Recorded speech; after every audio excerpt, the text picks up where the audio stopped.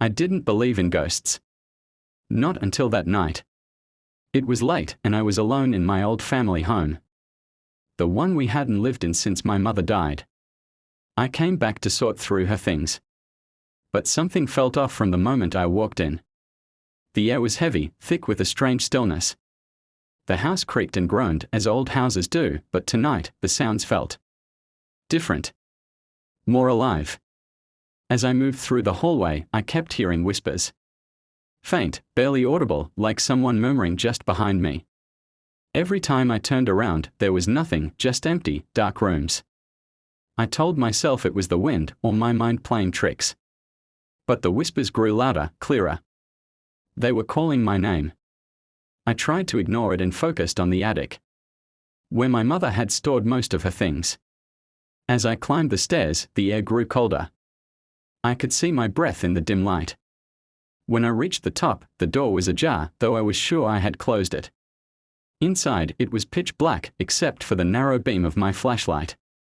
I began rifling through boxes when I heard a soft thud behind me. I whipped around, flashlight trembling in my hand. The beam landed on a shadow, but not mine. It was taller, looming, and moving toward me. My heart raced as I stumbled back, crashing into boxes. The shadow stopped just in front of me. And suddenly, I heard it, my mother's voice. But not as I remembered it. It was distorted, twisted, like it was coming from deep within the walls. You shouldn't have come back. I froze, cold sweat dripping down my back. My hands shook as I aimed the flashlight at the shadow, but it vanished. The room was empty again. I bolted for the door, but it slammed shut before I could reach it. Then, I heard it, right behind me, a breath, soft and slow. I turned, and there she was. My mother.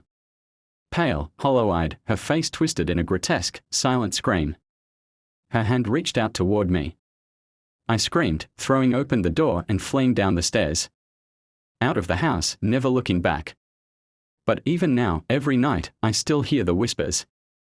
And sometimes, when I close my eyes, I feel her cold breath on my neck.